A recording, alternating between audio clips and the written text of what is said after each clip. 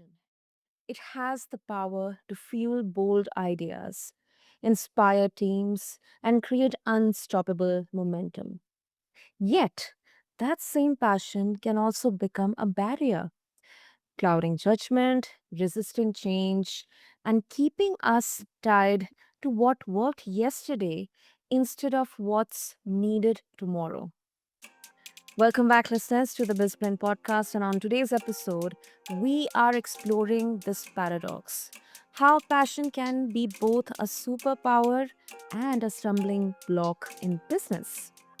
I'm your host, Sana, and joining me is Richard Levy, an MBA qualified marketing leader who has built and scaled brands across the globe from GE and Santander to MoneyGram and OFX. He has seen passion ignite extraordinary growth, but also how unchecked enthusiasm can get in the way of progress. So, together, we are going to dig into how leaders can harness their passion without letting it hold them back. So, Richard, welcome to the show, and I'm really pumped up for this conversation. Thank you very much. It's a real pleasure to be here. So thank you for the invite. Superb. I mean, of course, before we proceed to our questions and discussion, I must say it's very interesting because it's quite evident, especially in founders, entrepreneurs who are very much kind of obsessed with their ideas, with their Mm, business model. Sometimes, I mean that is definitely the fuel needed, the motivation needed, but sometimes it can also, act as a hindrance. Whether it's doing or accepting constructive feedback from customers, or maybe your frontline team members, or maybe your board members or investors. Sometimes, that kind of obsession kind of becomes like a mm, toxic one.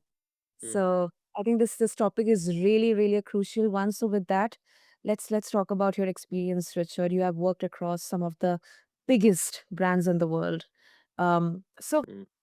where do you see passion acting as a true driver of business growth? I think that if you want to succeed in anything, then you need to have the passion for it. And the passion for it, when it's utilized best, if you use the analogy of an Olympic runner who does 100 Mhm. meters in 9 seconds, let's say, Okay. what we see as the audience are the 9 seconds. What you don't see is the 5 a.m. starts, the practice, the going outside when it's cold, the overcoming injuries, the self doubt, the is this all worth it kind of questions that go through all of our minds. And the only way to overcome that is by having an extraordinary passion for what you do. In fact, if you read the book From Good to Great, which is about Okay. companies that at that time succeeded more than others. One of the things they said was there were sort of three elements to it. One is, um, are you good at it? Because if you're not the best you can be or the best that's needed, then it's not going to work. Secondly, is can you Mhm. monetize it? Is there an economic need for it? But thirdly, are you extremely passionate about it? And I think it's those three components that matter.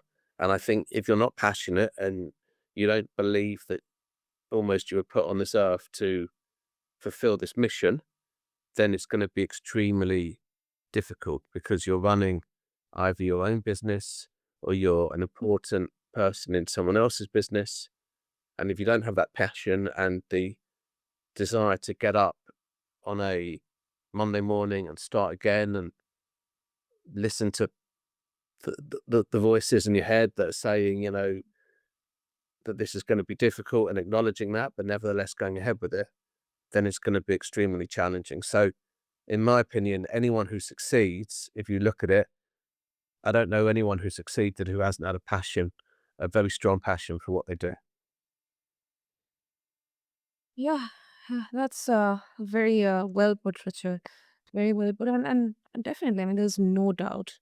Um, it's like a an amalgamation of your head and heart in there. You are 100%, 500% completely invested, and that passion actually keeps you get going.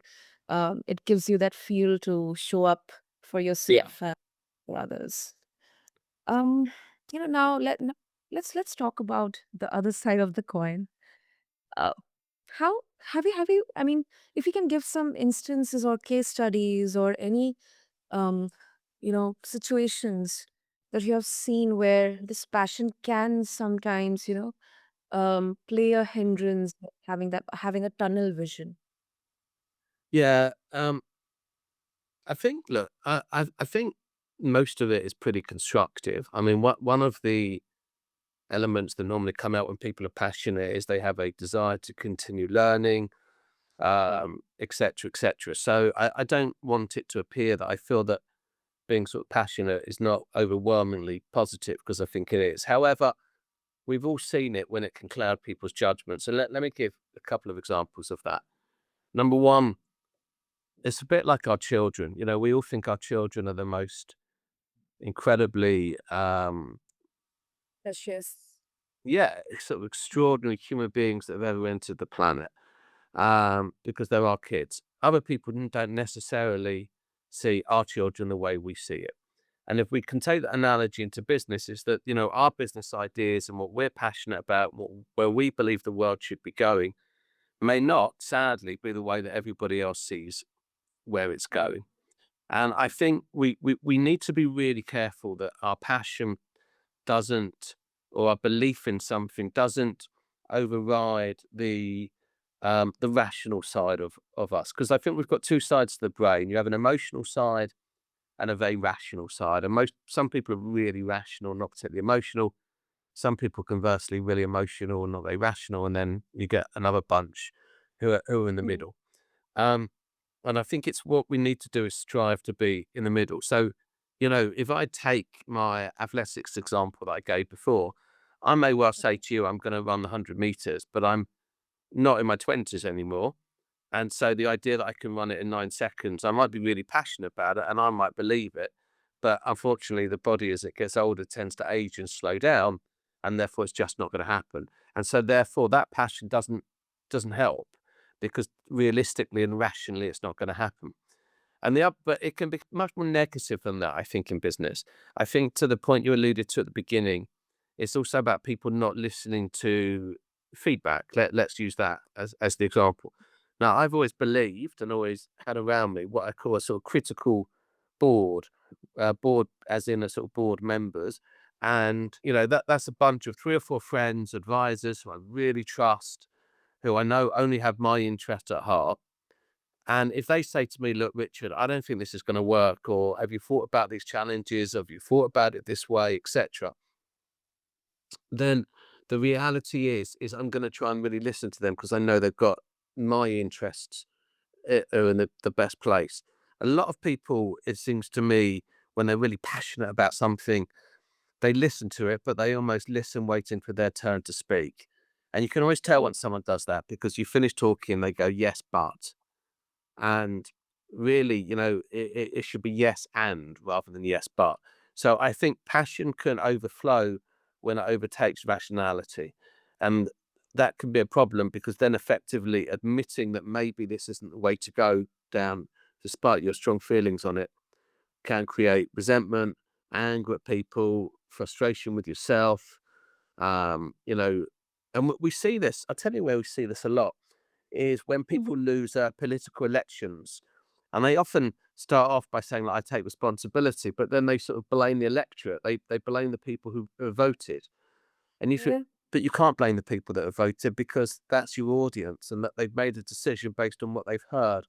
And so, I think that idea that it has to be everyone else's fault can overwhelm when people are incredibly passionate about something and don't see it as everyone else does. And we see it all the time. We see it in sport, you know, where people are very tribal towards one team against another team and can't see anything their team does wrong or their players done wrong. And I think in business, that rational head, especially when you're starting on your own, you're a founder, you're an SME. You know, I mentor Mhm. a lot of business leaders CMOs and founders. And people come to me and say, would I do the mentoring for them? And a lot of that, Sana, is discussing how we rationalize things against how we just push ahead because that's what our passion is. And it's a good challenge. Yeah, yeah, I think it absolutely makes sense. Especially I think I really loved that you created some really uh, logical, sensible parallels. We see in whether it's elections or sports. In movies as well. I mean, sometimes a producer will say that, oh my God, it's such an ambitious project. It's like, all huge names attached to it and this and that.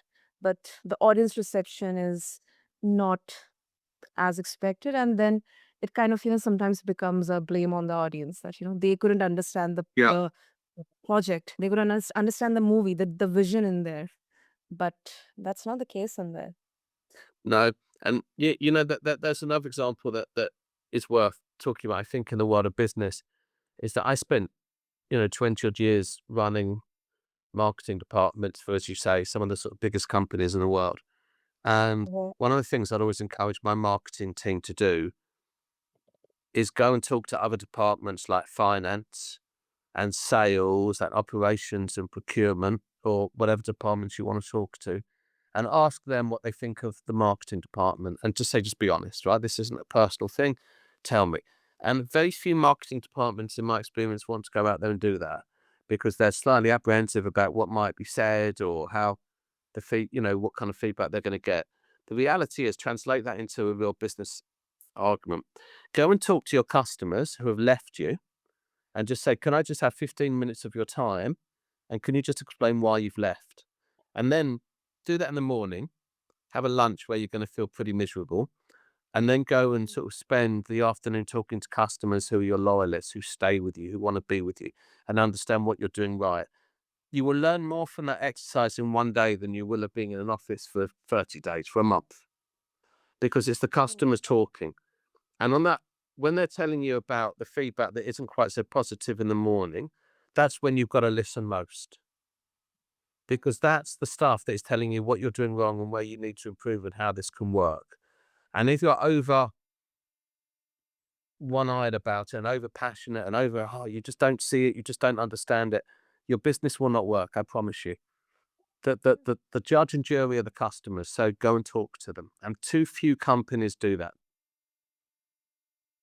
Actually, actually, and uh, I have actually not a lot of instances, not a lot of examples out there, but a few, from my tenure in the corporate life that, especially in the startup settings, when you have a very small sales team and the founder is really passionate about the product or the service. We are going out doing cold calls and reaching out to customers. Uh, and if a customer is ready to try it out, and somehow, that the customer gives a very kind of demotivating feedback that, okay, your product or your service doesn't have this feature or this benefit. I already have a similar product which is already giving me a lot of benefits, so why should I take it? It's not up to the mark, and that sometimes really has kind of demotivated not only the sales team, the founder as well, and somehow it kind of creates a misunderstanding that it could be a problem with the pitching. It's not about the product or the service. 100%. I agree. Yeah, no, I entirely agree. And I think listening to, it's like none of us have any idea as people how we come across. We think we do because we think we know ourselves. But the reality is the audience tells us best how we're coming across. In business, it's the consumers tell us best.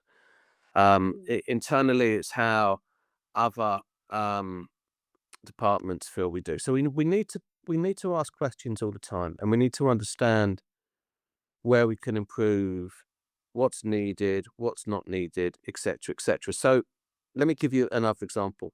When maybe this is a British thing because we're all desperately polite and we never want to offend anyone, but If you have a bad experience in a hotel or a restaurant here, you tend to sort of moan about it with the person you're with, and then you come to the end, say a hotel, and you check out, and they say, "How was your stay?" And you go, "Yeah, it's fine," because you haven't really got the time or the inclination to talk through it, and you don't, and you just, yeah, it's fine. And that it's the same at the end of a meal. However bad a meal is, everyone goes, "Yeah, it was just fine." If you're at the hotel, you're learning apps or restaurant, you're learning absolutely nothing from that. So why don't you ask a slightly more interesting question is, would you mind telling me one thing I can improve on? And that's a really, really interesting question that every business should ask. Just tell me the one thing I can do better. Because one, it forces the person who's receiving that question to give it some proper thought.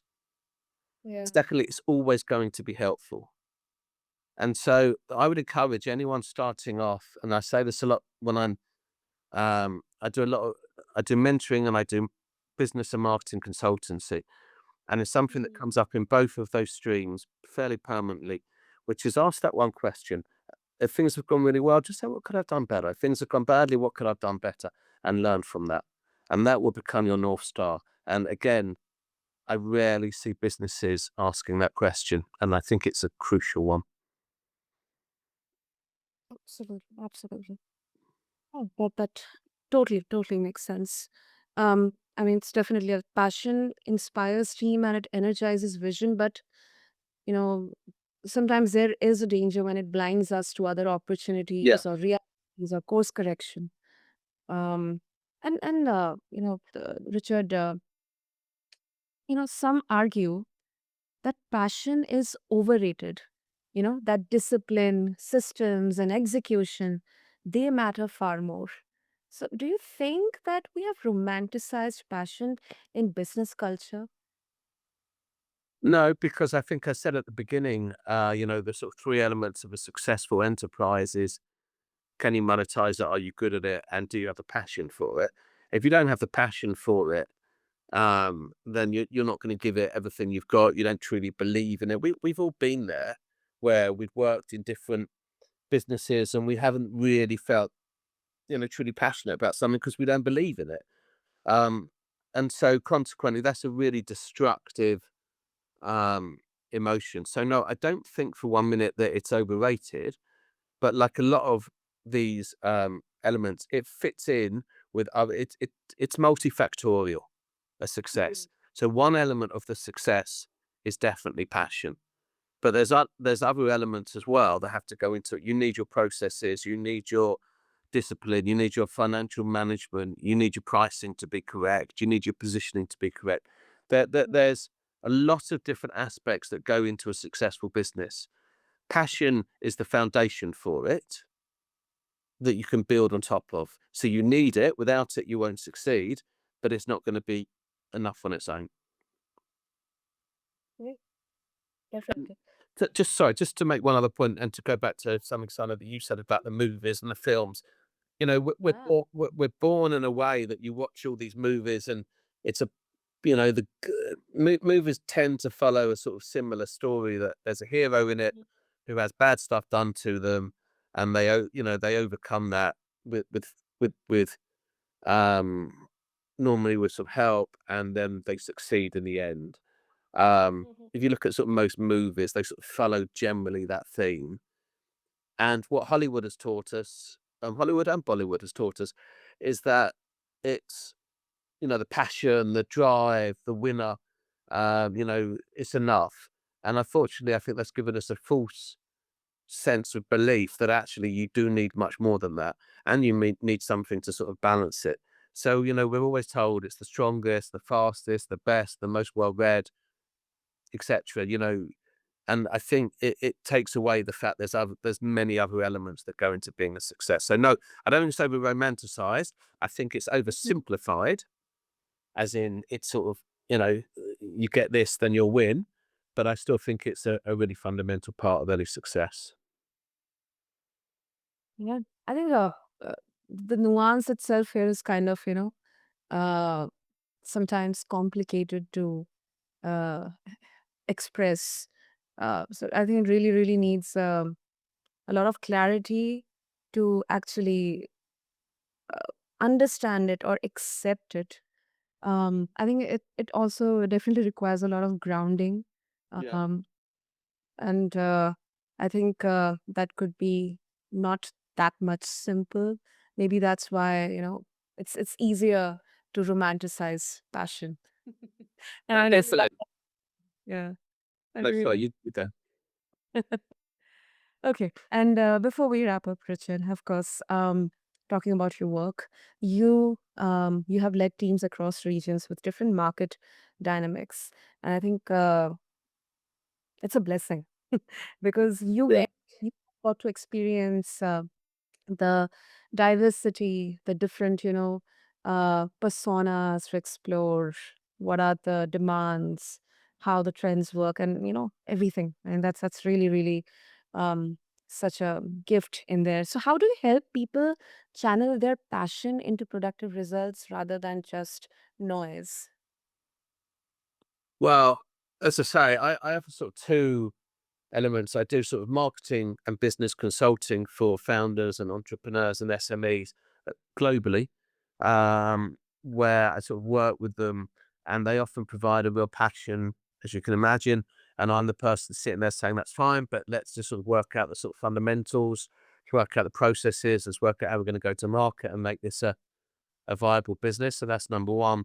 And then in my mentoring, which tends to be, as I say, same kind of people plus a few um, lots of entrepreneurs, founders, etc., and a few people at board level in companies, it tends to be about balance. And I use that word a lot in my world. This podcast is about also having a healthy mind, and sometimes that passion and that balance can lead to burnout, working too many hours, uh, forsaking family, forsaking fitness, personal health, etc. And I think that's really, really damaging. And I would sort of advocate against that for anybody. And I've been there and done it. So I speak from experience. So one thing I would say to people is, keep healthy, have family time, go to the gym, go for walks, read books, listen to podcasts, watch documentaries, whatever it is that allows you to turn off, eat properly, um, is really, really crucial.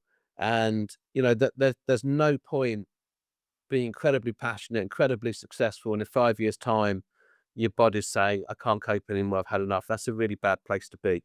So one thing I keep saying to people is make sure you're looking after yourselves.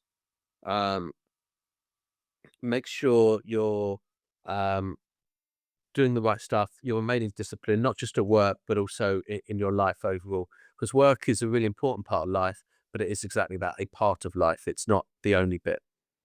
Yeah, mm, thank you. I mean, I couldn't thank you enough, Richard, because you actually um, brought out the essence in a very holistic way. Um, Most often, whenever it comes to business, especially for founders and entrepreneurs, it is always kind of um, assumed, no, presumed that it's always about profits and numbers and uh, everything is fair. You have to sacrifice everything, but you have really, really brought out that essence that it's not only about the work, but about your own health, whether it's mental, emotional, physical, or spiritual, your family, your loved ones. And first of all, it's you, because if you are not there for yourself and for your loved ones, then um, I mean, you know, it's actually a kind of sad place to be in. And many entrepreneurs, they definitely go through that phase. And the kind of surprising part is they feel that hesitation to express that say that loudly. And conversations like these, they definitely, aim to normalize Mm. these things, these expressions, the awareness in there. So thank you so much for emphasizing on this. And if our listeners, they would like to connect with you, Richard, what would be the easiest way? Yeah, please do. I'm on LinkedIn. So it's Richard Levy, Levy one, the number one. Um, and then my email address is Richard Levy, Levy at Sophera, which is Sophera marketing.co.uk. That's Richard Levy at Sophera marketing.co.uk. And if they wish to connect, I do a monthly newsletter, which is, I think, really practical and helpful, which is real questions asked by business leaders, entrepreneurs, startup founders. They ask me in that month, and I try and pick the most relevant one and give an answer to that. So if anyone wants to sign up to that, including yourself, Sana, please email me and I will add you with happiness to my mailing list, because I get an enormous amount of positive feedback about it. So I think it's really helpful for a lot of people. Super, super. And apologies, Richard, I mispronounced it as Levi, but it's Don't worry, don't worry. That happens a lot. No problem. And I'll make sure to have all the links in the show notes for our listeners. And Richard, thank you. Thank you for sharing not just your expertise, but your honesty about the double-edged nature of passion. So, yeah, thank you. Thank you for your brilliant insights. No, I really enjoyed it, and thank you for the invite. It was a real privilege to talk to you today. Super, super. And to all the listeners out there, passion isn't the enemy, but it isn't the whole answer either. Now, what we have uncovered today is that growth comes from balance, not the work life balance, the fire to believe in what you are building, and the clarity to know when that fire needs direction. And of course, it's the harmony. Your work is not your entire life, it's a part of your life. And with that, the real takeaway is this, that your passion is a superpower, but only if you learn how to wield it with wisdom. Until then, this is Sana, your host, signing off from BizBlend. Keep blending passion with perspective. Thank you.